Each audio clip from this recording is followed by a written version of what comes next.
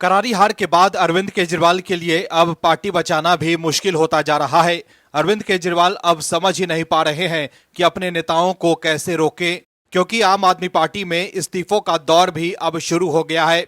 एक तरफ पार्टी टूट रही है तो वहीं दूसरी तरफ केंद्र सरकार ने आपके नेताओं के खिलाफ कार्रवाई तेज कर दी है। सीबीआई और ईडी एक बार फिर एक्शन में है, जिससे आपके नेताओं की बेचैनी बढ़ गई है। संजय सिंह कह रहे हैं कि मोदी जी ये सब आम आदमी पार्टी को खत्म करने के लिए कर रहे हैं, लेकिन दर्शकों, कट्टर ईमानदार बनकर अगर आप भ्रष्टाचार करेंगे तो कार्रवाई होगी ही।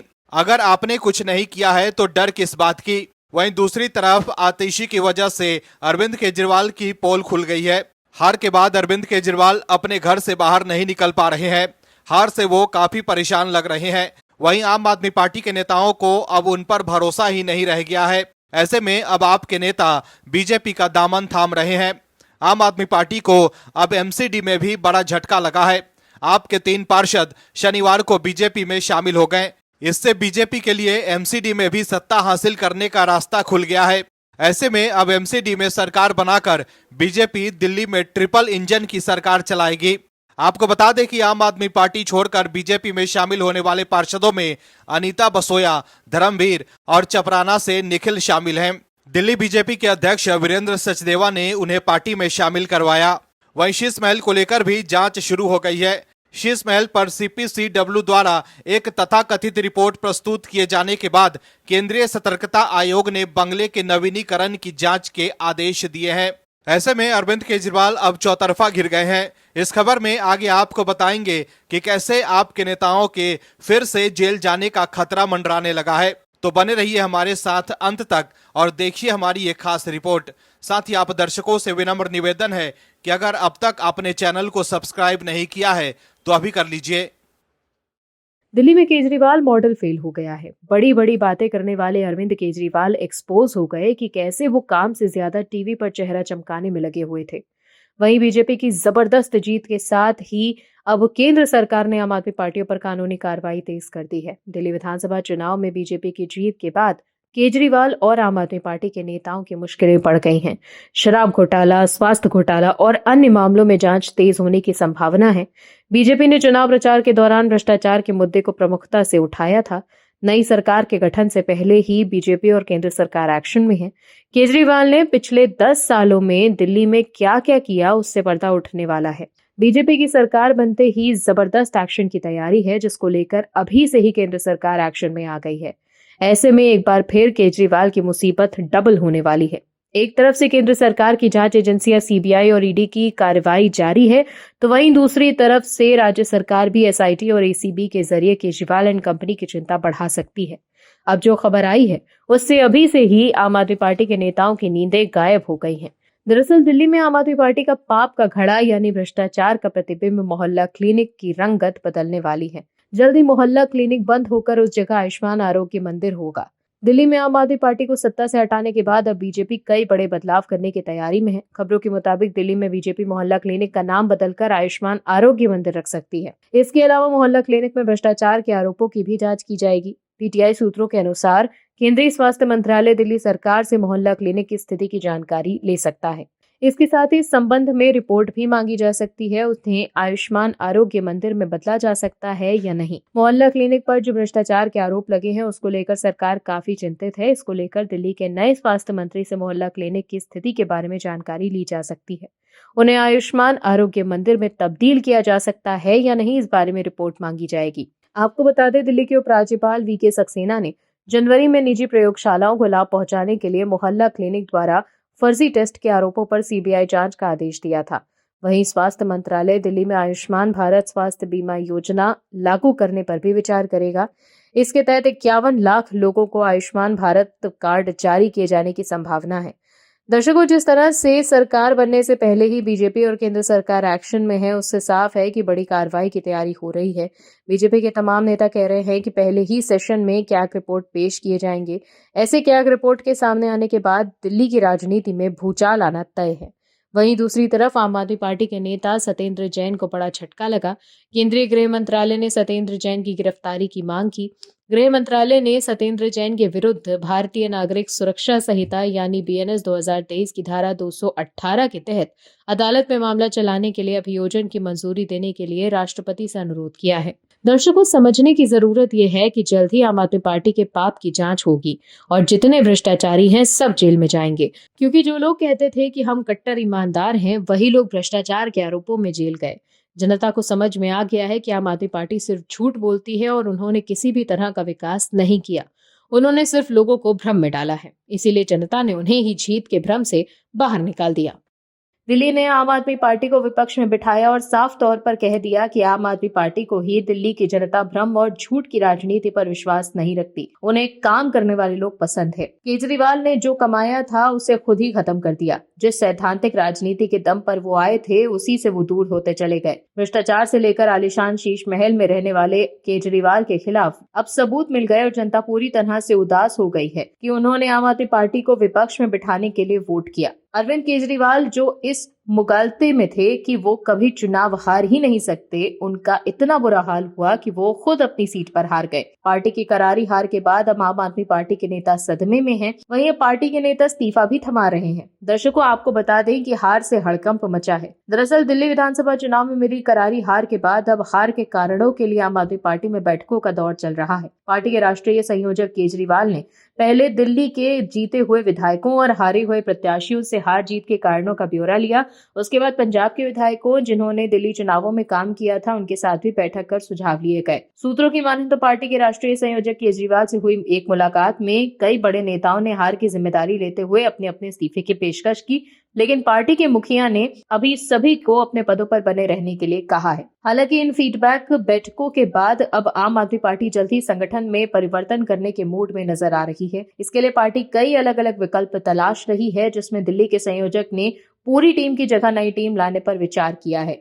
पार्टी के नेता हार की समीक्षा की बात तो कर रहे हैं, लेकिन अभी इस पर क्या कदम उठाएंगे इसके बारे में कोई जानकारी नहीं है। आम आदमी पार्टी के मुख्य प्रवक्ता ने संगठन में बदलाव को लेकर कहा कि हम लोग बिल्कुल इस बात की समीक्षा कर रहे हैं कि हमारी 22 सीटें क्यों रह गई। इस पर लगातार बैठकें चल रही हैं। अरविंद केजरीवाल ने पंजाब की मंत्री और विधायकों के साथ बैठक की। दिल्ली में जीतने वाले उम्मीदवारों और हारने वाले उम्मीदवारों के साथ भी लगातार केजरीवाल बैठक कर रहे हैं और हम लगातार फीडबैक ले रहे हैं। जो भी जरूरी फैसले होंगे वो जल्द लिए जाएंगे। पार्टी के प्रवक्ता प्रियंका ने कहा कि हमने बहुत बेहतरीन चुनाव लड़ा, सारी एजेंसियों के खिलाफ, पुलिस के खिलाफ और बीजेपी के खिलाफ लड़ाई लड़ी। इन सारी विपरीत परिस्थितियों के बाद भी हमने बेहतरीन चुनाव लड़ा। अरविंद केजरीवाल सबका फीडबैक लेते हैं, सबसे पूछ कर ही फैसला लेते हैं और जल्द ही ऐसा किया जाएगा। वहीं दिलीप पांडे पूर्वांचल से आते हैं और पार्टी के दिल्ली प्रदेश अध्यक्ष भी रह चुके हैं। ऐसा माना जा रहा है कि इन चेहरों को दिल्ली में बड़ी जिम्मेदारी दी जा सकती है। दिल्ली में अध्यक्ष के तौर पर भी नया चेहरा जल्द ही देखने को मिल सकता है। फिलहाल गोपाल राय दिल्ली में पार्टी के अध्यक्ष हैं और बाबरपुर सीट से दोबारा चुनाव जीत कर आए हैं। ऐसे में उन्हें मजबूत विपक्ष की भूमिका निभाने का दायित्व दिया जाएगा और उनकी जगह प्रदेश अध्यक्ष के तौर पर नया चेहरा लाया जा सकता है।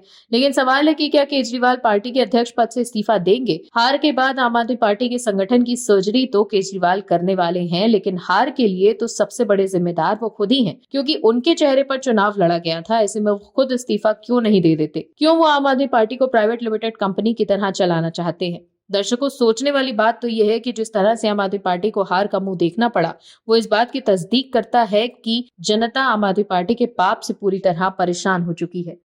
अरविंद केजरीवाल भले ही हार के बाद अभी भी कोप भवन में है, वो अपने घर में ही हार पर मंथन कर रहे हैं, लेकिन आतिशी की वजह से एक बार फिर केजरीवाल एक्सपोज हो गए हैं। दर्शकों कहते हैं ना कि चोर चोरी से जाए, सीना जोड़ी से ना जाए। ऐसा ही कुछ आपके नेताओं का भी हाल है। झूठ के दम पर जो सत्ता उन्होंने हासिल की थी वो तो चली गई, लेकिन उन्होंने झूठ बोलना नहीं छोड़ा और अब भी वो लगातार झूठ बोल रहे हैं। लेकिन बीजेपी ने वीडियो सबूत दिखाकर आम आदमी पार्टी और अरविंद केजरीवाल की पोल खोल दी है। दरअसल हार के बाद आम आदमी पार्टी के नेताओं को डर है कि कहीं उनके द्वारा किए गए कांड बाहर ना आ जाएं। बीजेपी ने साफ कर दिया है कि पहली ही कैबिनेट बैठक में एसआईटी जांच के आदेश दिए जाएंगे और विधानसभा के पहले ही सेशन में सीएजी रिपोर्ट पेश किए जाएंगे, जिसे आम आदमी पार्टी की दिल्ली सरकार छुपा रही थी। वहीं आपकी हार के बाद नतीजे के दिन ही दिल्ली सचिवालय को सील कर दिया गया था। कोई भी सरकारी फाइल बाहर ले जाने पर रोक लगा दी गई थी। ऐसे में अब इसको लेकर आतिशी का दर्द छलक गया है।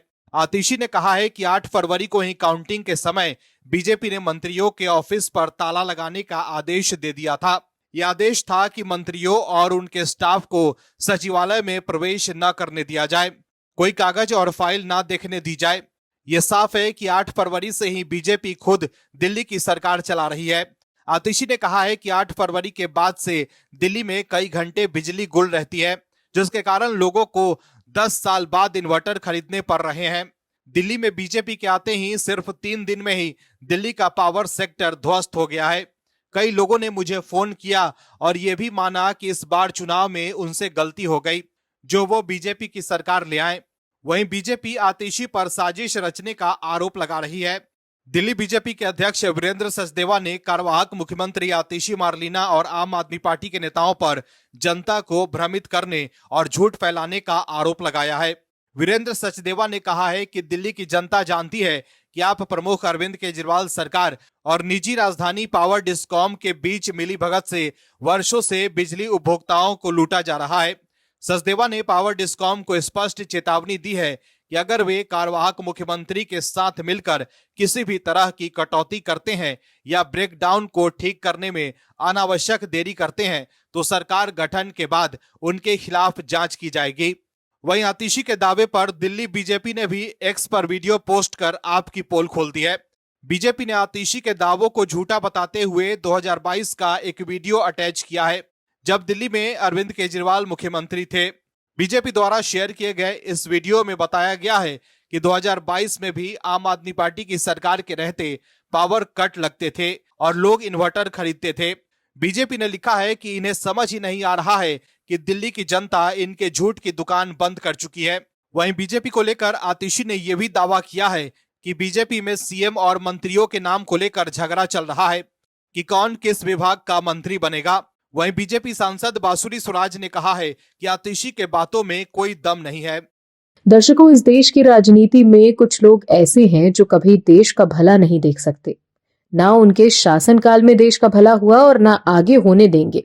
लोगों ने 2014 में सत्ता परिवर्तन कर दिया। कई लोग ऐसे थे जो कहते थे कि कांग्रेस तो कभी हार ही नहीं सकती, तो जनता ने ऐसा हराया कि वो 44 पर आकर सिमट गए। फिर आया मोदी का काल, जिनके सामने चुनौती सिर्फ राष्ट्रीय ही नहीं अंतर्राष्ट्रीय भी थी। मोदी जी को जहां एक तरफ देश को ठीक करना था तो वहीं दूसरी तरफ विदेशों में भी देश की छवि को सुधारना था। तो कर्मयोगी मोदी लग गए काम पर और आज विकसित से विकसित देश भारत में अपने लिए बेहतर संभावनाएं देख रहे हैं।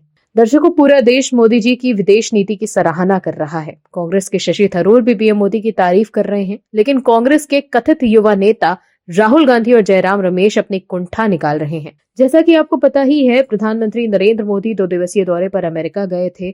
इस दौरान प्रधानमंत्री मोदी ने अमेरिका के राष्ट्रपति डोनाल्ड ट्रंप, स्पेस एक्स के सीईओ एलन मस्क समेत तमाम शीर्ष अधिकारियों से मुलाकात की। पीएम मोदी की ये अमेरिका दौरा भारत के लिए काफी खास रहा। दुनिया ने एक बार फिर से भारत की ताकत देखी। अपनी इस यात्रा से वो भारत के लिए बहुत कुछ लेकर आए। ट्रेड से लेकर टेक्नोलॉजी तक कई समझौते हुए। इन सब के बीच पीएम मोदी को व्हाइट हाउस में जो सम्मान मिला उसकी भी खूब चर्चा हुई। जब पीएम मोदी व्हाइट हाउस पहुंचे तो उनकी अगवानी के लिए ट्रंप के साथ कई अधिकारी भी मौजूद रहे। इसके बाद जब पीएम मोदी अपने हस्ताक्षर करने के लिए कुर्सी पर बैठने लगे तो राष्ट्रपति ट्रंप ने उनके लिए कुर्सी को खींचा। इसी पल की तस्वीरें और वीडियो को अब सोशल मीडिया पर खूब शेयर किया जा रहा है। कोई लिख रहा है कि ये नए भारत की ताकत है, तो किसी ने इसे पीएम मोदी और ट्रंप के बीच मजबूत केमिस्ट्री बताया। कांग्रेस के जो नेता ये दावा कर रहे थे कि ट्रंप अब पीएम मोदी को भाव ही नहीं देते, उनके लिए ये किसी झटके से कम नहीं था। वहीं कांग्रेस नेताओं ने अलग राय रखते हुए कांग्रेस सांसद शशि थरूर ने भी पीएम मोदी के अमेरिका दौरे की सराहना की। कांग्रेस सांसद थरूर ने ये कहा कि अब तक प्रधानमंत्री नरेंद्र मोदी और राष्ट्रपति डोनाल्ड ट्रंप द्वारा प्रेस कॉन्फ्रेंस में जो कुछ भी हमने देखा है वो बहुत उत्साहजनक है। हम सभी की कुछ बड़ी चिंताओं का समाधान किया गया है। तो वहीं कांग्रेस के दूसरे नेता सिर्फ विरोध करने के लिए विरोध कर रहे हैं कि पीएम मोदी के अमेरिका दौरे से हमें कुछ नहीं मिला। आपको बता दें कि पीएम ने जिस तरह से अमेरिका में भारत का पक्ष रखा उससे विपक्ष पूरी तरह से हिल गया, तो कुंठा में अनर्गल अलाप कर रहा है। जैसे कि राहुल गांधी ने सोशल मीडिया प्लेटफॉर्म एक्स पर अपनी कुंठा निकाली। राहुल गांधी ने सोशल मीडिया प्लेटफॉर्म एक्स पर लिखा, देश में सवाल पूछो तो चुप्पी, विदेश में पूछो तो निजी मामला। अमेरिका में भी मोदी जी ने अडानी जी के भ्रष्टाचार पर पर्दा डाल दिया। जब मित्र की जेब भरना मोदी जी के लिए राष्ट्र निर्माण है, तब रिश्वतखोरी और देश की संपत्ति को लूटना व्यक्तिगत मामला बन जाता है। अब जब स्वामी ने हमला कर दिया तो स्वामी भक्त कैसे पीछे रह जाते।